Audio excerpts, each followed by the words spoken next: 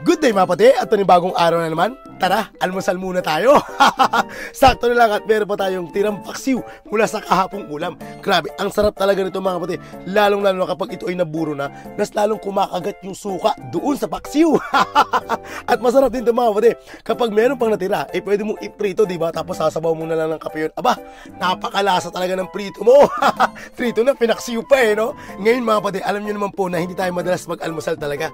Neto na lang tayo nag-aalmusal ng maaga mga pati, kasi nga maaga na rin po tayong gumigising. Gawa nga po ng bago tayo pumasok sa studio mga pati, dumadaan pa tayo dun sa ating project na pinapagawa.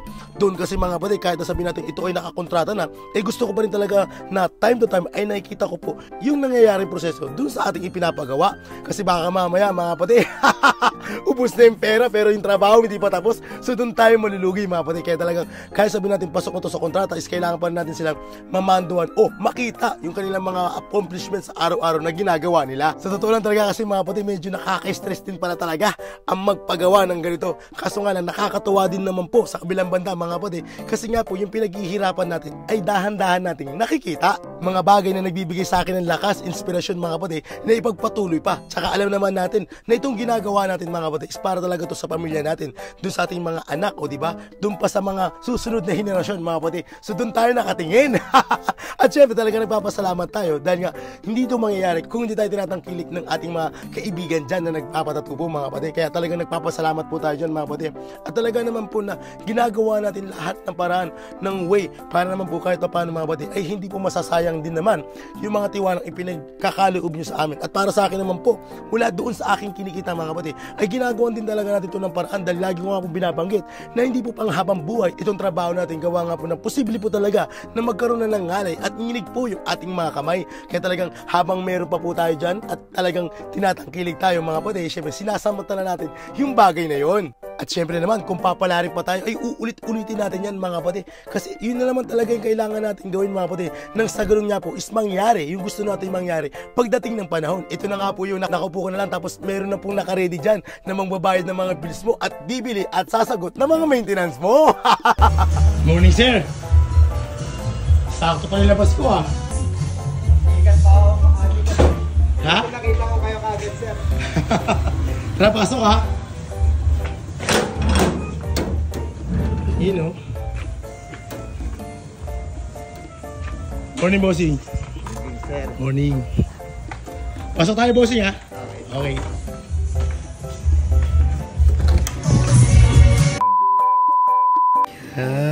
Nasalang din. Nagkagat ang mic bossing ha. Yan. So yun boss, ano yung project natin?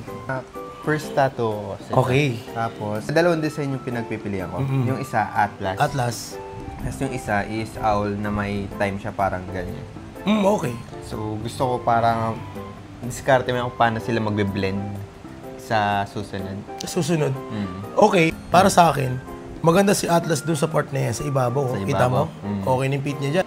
Tapos yung owl naman, tamang-tama dito yun. Dito na. Yung Ganun. owl na lang muna. Tapos yung sa owl, ganitong design sana, realistic na owl. Yan, gusto mo yan ang gamitin ko. Ikaw na bala sa Sige, design. tapos and then, Tapos, gusto ko may clock siya kung paano mo na lang ilalagay or insert na magbe-blend siya. okay, sige. Yan, magbe-blend siya. Tapos sa time, may specific time na ako na gusto ilagay. Okay. 2:34. 2:34. Okay, sige, pwede. Sige, sir. So yun, mag-edit lang tayo, no? Mag-edit ako ng owl, tapos yung orasan, and then ad-lib na lang din tayo ng iba pang ano. Okay, sir. Okay. Diba? Ganun na gawin natin, no? Tama. Sige. At ayun na nga, game na tayo. So dito mga bossing, ang project natin ngayong araw ay isang custom design na black and gray. Dito ang request ng ating bossing ay lagyan nito ng owl, ng orasan, at meron siyang request doon na oras. At ito ang request ng ating boss. So yun boss, ito yung project natin. So, kamusta po? Grabe. Angas. Nakuha ka agad? So ayan siya. Ngayon, galawin natin ng konti. Ayan. So makikita mo, no, lumabas pa siya. Kasi nga, flat pa yung picture. Ngayon, ang gagawin natin, susubukan ko muna siyang burahin, no? Burahin ko muna nasa gilid niya. May idea ka na kaagad kung ano yung tsura ng tattoo mo pag dumikit na sa balat mo. Pag pinicturean kita mamaya, tandaan mo to, ganito yung magiging position niya kapag nakatattoo na sa balat. Ayan siya. Yes, sir. Ayos. Dali ka agad? Dali. Okay na. So, ang gawin natin dito para maano naman, gawin natin itong kulay dilaw din. No? Sige. Okay. Black and gray tayo, tapos may kulay yung mata. Okay, sir. Okay? Okay. Bilis ka usap. Kuha agad eh. So yun mga boss, ito yung project natin ngayong araw. Bali, meron tayong custom design na black and gray. Ang request ng ating bossing is lagyan ng owl, ng orasan, and then tayo na yung bahala doon sa ibang element na nilagay natin. And then, ang request niya is yung oras ng kapanganakan ng kanyang baby. At itong request ng bossing natin from Angono, Rizal. Angono, Rizal. Angono? Yes. Dayo rito? Motor? Galing work pa. Oh, ayos ah. Grabe yung salamat sa pagdayo, bossing ha. So muli, ang project natin ay half sleeve, black and gray at custom design. Game. At ayun na nga, game na tayo. So bago tayo magpatuloy mga bossing, ay dumako muna tayo dito sa ating tanungan portion. Dito ay nagtatanong po yung ating kaibigan na si Dandin Canyo. Bossing Idol, ano po yung mga ink na gamit mo, lalo sa black and white? Dito mga kapatid, ang ginagamit nating tinta kapag kulay itim na, dito ay gumagamit tayo ng ultra black ng Allegory. At para naman po sa kulay puti mga kapatid, dito ay gumagamit tayo ng Star Bright White. At para naman po doon sa mga magtatanong kung ano ba yung ginagamit nating gray wash mga kapatid, dito ay ultra black din po yung gamit natin. Tapos hinahaluan natin siya ng diluter o yung tinatawag na witch hazel mga kapatid.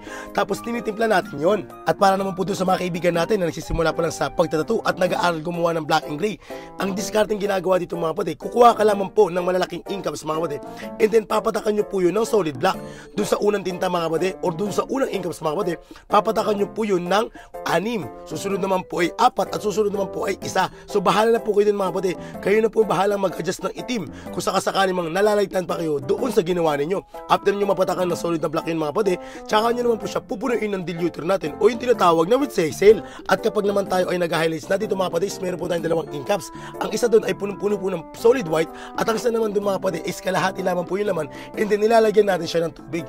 Doon sa paraan na yung mga kapatid is medyo malambot ko pong na ipapapasok yung ating kulay puti, and then yung solid white naman po, yun naman po yung kapag kailangan ko talagang puting-puti ang ilalagay kong tinta doon sa balat. So ilang paraan lamang po yan mga kapatid kapag tayo ay gumagawa ng black and gray na sana ay makatulong po doon sa inyo, lalo na doon sa ating mga kaibigan na nagsisimula pa lang sa pagtatattoo. So ito pa lang ating finished product mga boss, at total of 4 hours, o diba?